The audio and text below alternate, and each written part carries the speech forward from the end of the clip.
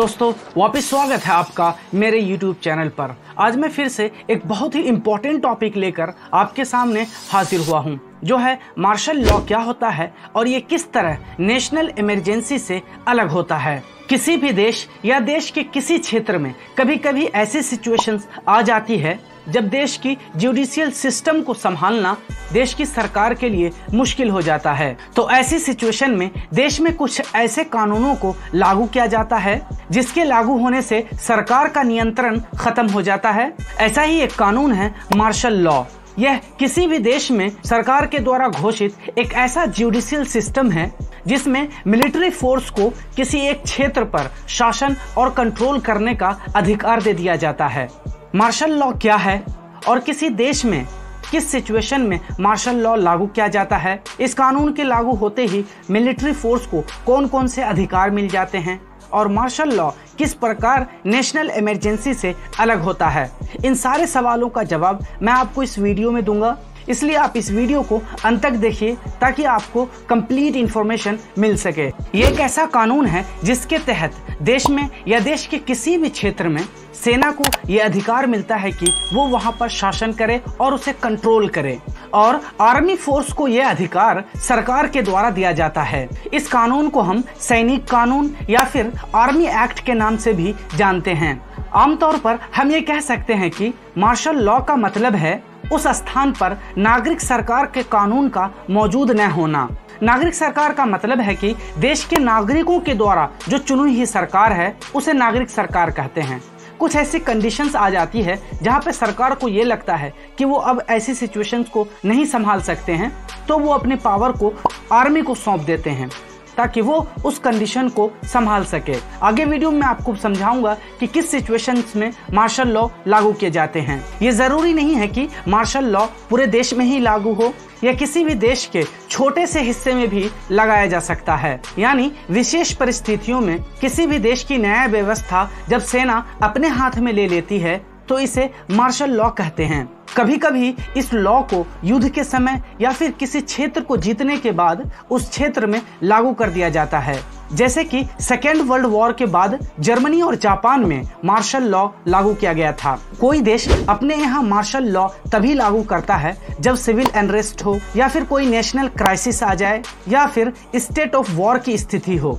ये कुछ कंडीशंस हैं जिसमें मार्शल लॉ लागू किए जाते हैं। उस समय देश की सरकार के द्वारा डिसीजन लेना डिफिकल्ट हो जाता है, तब सरकार अपने सारे पावर को मिलिट्री फोर्सेस को सौंप देती है। अतः उस स्थान का सेना के द्वारा टेक ओवर कर लिया जाता है जहां पर मार्शल लॉ लागू होते हैं। आसान भाषा में मैं आपको समझाऊं तो राष्ट्रीय संकट के समय में देश में या देश के किसी राज्य या देश के किसी छोटे से इलाके में भी मिलिट्री फोर्स का टेम्पोररी शासन ही मार्शल लॉ कहलाता है।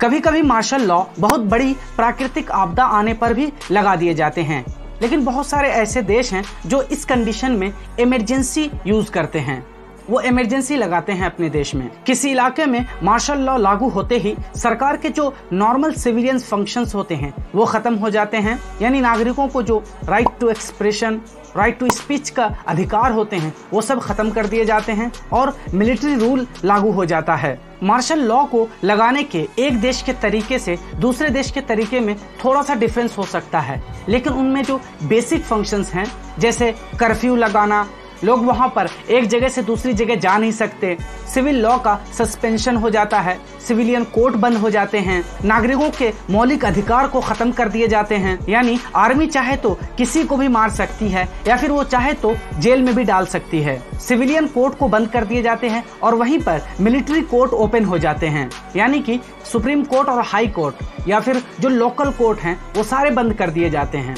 इसके अलावा जो भी सिविलियंस मार्शल लॉ का विरोध करते हुए दिखे या लोकतंत्र की मांग करते हुए दिखे, उन्हें मिलिट्री कोर्ट में पेश किया जाता है और उन पर मुकदमा भी चलाया जाता है। दुनिया में काफी सारे अशांत देश हैं जहां मिलिट्री ऐसे कानूनों का भरपूर इस्तेमाल करती है, जैसे पाकिस्तान और म्यांमार। पाकिस्तान भी एक तरह से अशांत देश है और वहां जब भी तख्ता पलट होता है तो उसके बाद वहां की आर्मी मार्शल लॉ लागू कर देती है। इसी तरह म्यांमार है, अभी पिछले ही दिनों म्यांमार की सेना के द्वारा वहां के प्रधानमंत्री को नजरबंद कर दिया गया और वहां तख्ता पलट हो गया और उसके बाद वहां मार्शल लॉ को लागू कर दिया गया है। हम जानते हैं कि ऐसे कानून लागू होते ही लोगों के मौलिक अधिकार का धज्जियां उड़ जाती है और लोग लोकतंत्र की भी मांग नहीं कर सकते। जब मार्शल लॉ घोषित किया जाता है तब उस समय सेना को कुछ अधिकार मिल जाते हैं, जैसे इस कानून के तहत विशेष रूप से प्रभावित स्थान पर कर्फ्यू लगा दिए जाते हैं और जो लोग कर्फ्यू का उल्लंघन करते हैं उसे गिरफ्तार कर लिया जाता है। यानी कि ऐसी स्थिति में लोग यहाँ वहाँ फ्रीली घूम नहीं सकते। जिस किसी स्थान पर यह कानून लागू होता है वहाँ कोई भी व्यक्ति आंदोलन नहीं कर सकता और कोई भी वो भाषण नहीं दे सकता। आम जुडिशियल सिस्टम को खत्म कर दिया जाता है और वहाँ पे मिलिट्री कोर्ट ओपन हो जाते हैं, यानी जो भी केसेस होंगे उन सब का फैसला मिलिट्री कोर्ट करेगी, जबकि आम सिचुएशंस में सुप्रीम कोर्ट और हाई कोर्ट सुनवाई करते हैं। गैर कानूनी हिरासत को रोकने के लिए बनाए गए हैबियस कॉर्पस रिट वो भी सस्पेंड कर दिए जाते हैं। हमारे देश में मार्शल लॉ कभी नहीं लगा है, लेकिन जब इंदिरा गांधी प्रधानमंत्री थी तब उन्होंने एक बार नेशनल इमरजेंसी या राष्ट्रीय आपातकाल लगाया था।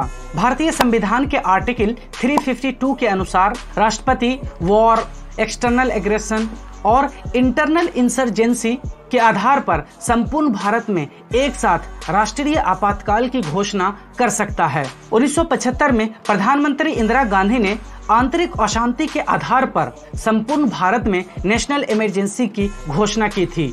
भारत के संविधान में मार्शल लॉ के लिए कोई विशेष प्रावधान नहीं है, जैसे किस सिचुएशंस में लगाया जाएगा मार्शल लॉ, जबकि दूसरी ओर इमरजेंसी जैसी सिचुएशंस को टैकल करने के लिए एक पूरा चैप्टर लिखा गया है कि किस प्रकार देश ऐसे कंडीशंस को संभालेगा। यहाँ हम कह सकते हैं कि हमारे संविधान निर्माता नहीं चाहते थे कि देश का शासन कभी भी मिलिट्री या आर्मी के पास जाए। उन्होंने सरकार को ही ऐसी पावर दे दी और ऐसे प्रोविजन दे दिए उन्होंने संविधान में, ताकि कोई भी कंडीशन या कोई भी सिचुएशंस आ जाए सरकार उसे संभाल लेगी। मार्शल लॉ केवल मौलिक अधिकारों को प्रभावित करता है, जबकि नेशनल इमरजेंसी में मौलिक अधिकार, फेडरल सिस्टम और राज्य और सेंटर के बीच पावर का वितरण होता है वो भी बदल जाता है। मार्शल लॉ में मिलिट्री काफी इंपॉर्टेंट रोल निभाता है, जबकि नेशनल इमरजेंसी में मिलिट्री का रोल उतना नहीं होता है।